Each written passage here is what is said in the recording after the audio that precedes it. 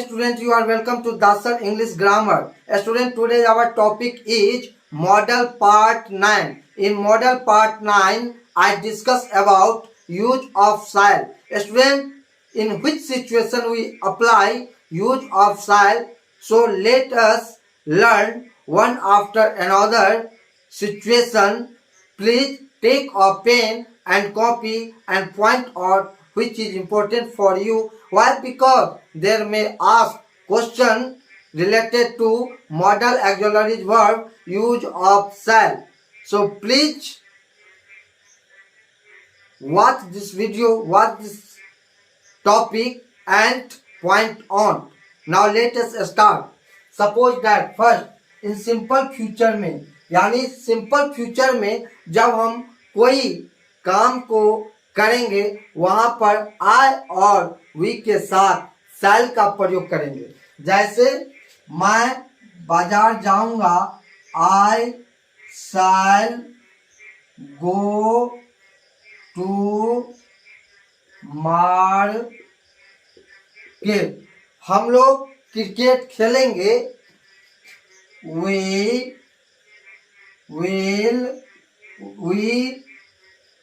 shall play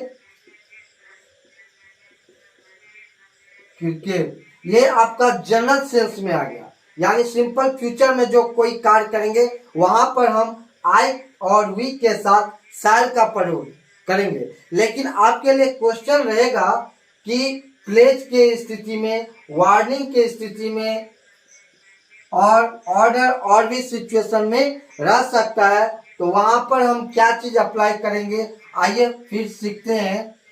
ये तो था आपका सिंपल फ्यूचर में।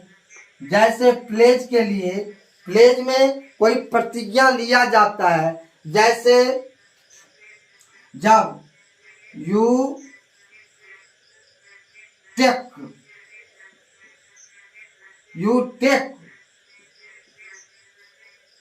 प्लेज, तुम प्रतिज्ञा लेते हो दैट यू।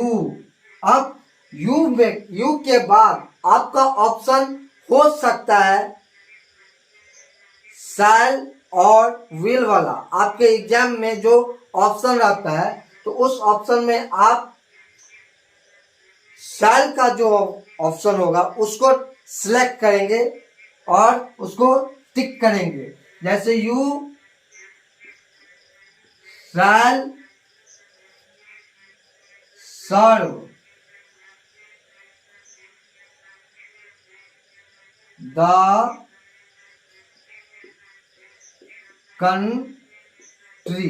यहां पे आपको स्टूडेंट ये जो यू के साथ शैल का प्रयोग क्यों हुआ है इस पे देखिए, क्योंकि जब प्रतिज्ञा लेना होता है तो उस सिचुएशन में थर्ड पर्सन और सेकेंड पर्सन, यानी सेकेंड पर्सन और थर्ड पर्सन के साथ हम शैल का प्रयोग करेंगे। आपको फोकस करना है शैल पर।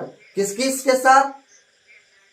सेकेंड पर्सन, यानी यू और ही सी इट या सिंगुलर कोई नेम हो या दे, तो उनके साथ आप शैल का प्रयोग करेंगे। आपके ऑप्शन में शैल, विल, अदर भी रह सकता है, तो उस स्थिति में आप शैल का जो सिचुएशन होगा, शैल जो होगा वह आपका करेक्ट आंसर बनेगा।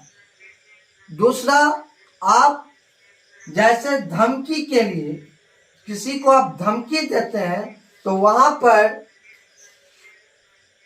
सेकेंड पर्सन और थर्ड पर्सन के साथ फिर शैल का प्रयोग करेंगे, यानी उल्टा हो जाता है। आई और वी के साथ हम विल का प्रयोग करेंगे, हम नेक्स्ट वीडियो में बताएंगे। फिलहाल इसमें देखिए, वार्निंग के लिए आपका जैसे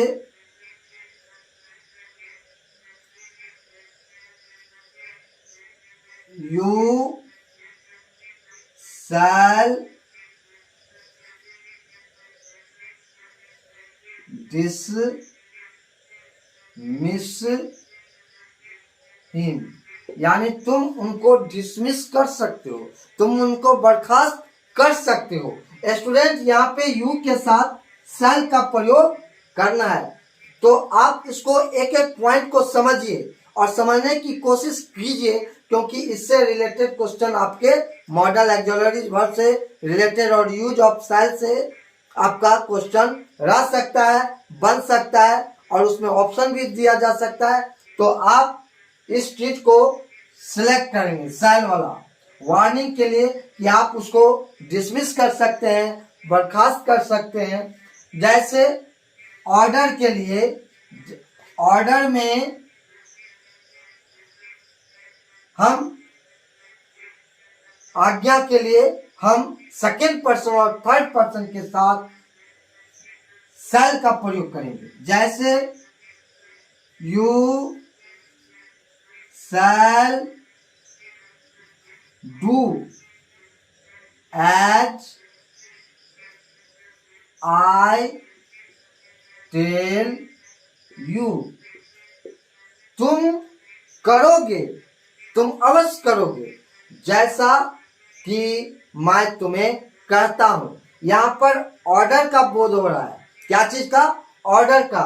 तो आपको फोकस क्या चीज पर करना है? आपके ऑप्शन में शैल, विल या अदर मॉडल रिलेटेड वर्ड रह सकते हैं, उसमें आपको इस परिस्थिति में शैल का प्रयोग करेंगे और वह आपका करेक्ट हो जाएगा, और इस हिसाब से आप अच्छा स्कोर खड़ा कर सकते हैं। स्टूडेंट आप ट्रिक समझिए, ट्रिक पर ही आप बहुत अच्छा स्कोर खड़ा कर सकते हैं, और जनरली लाइफ में भी आप इन सभी का प्रयोग कर सकते हैं। टॉक में कर सकते हैं, कन्वर्सेशन में कर सकते हैं, आप कर सकते हैं। आप सीखिए, एक एक चीज को सीखिए, एक एक पॉइंट को सीखिए और समझने की कोशिश कीजिए। ऑर्डर हो गया। कभी कभी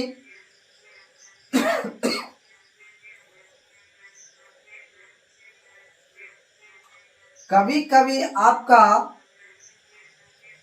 प्रस्तावना के लिए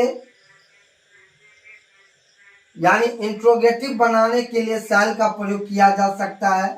जैसे शैल आई हेल्प यू, क्या मैं आपका मदद करूंगा। तो इस स्थिति में आप कर सकते हैं। ये फिर आगे आपका सिंपल फ्यूचर में, लेकिन यह एक सजेशन के रूप में, एक ऑफर के रूप में आता है। तो मुझे उम्मीद है कि आप सीखेंगे। मुख्य रूप से आप इस स्थिति में शैल का प्रयोग कर सकते हैं। मैं एक बार फिर रिपीट कर देता हूं कि सिंपल फ्यूचर में प्लेज के लिए, वार्निंग के लिए, ऑर्डर के लिए और भी जगह हो सकता है। तो मुझे उम्मीद है कि आप यूज ऑफ शैल को सीख गए होंगे। मैं एक एक ट्रिक, दो ट्रिक बताता हूं, ताकि, क्योंकि बनाने के लिए तो बहुत सारा है, लेकिन एक दो ट्रिक में ही स्टूडेंट समझ जाएंगे। फिर मिलेंगे नेक्स्ट वीडियो के साथ, नेक्स्ट टॉपिक पर। तब तक जय हिंद।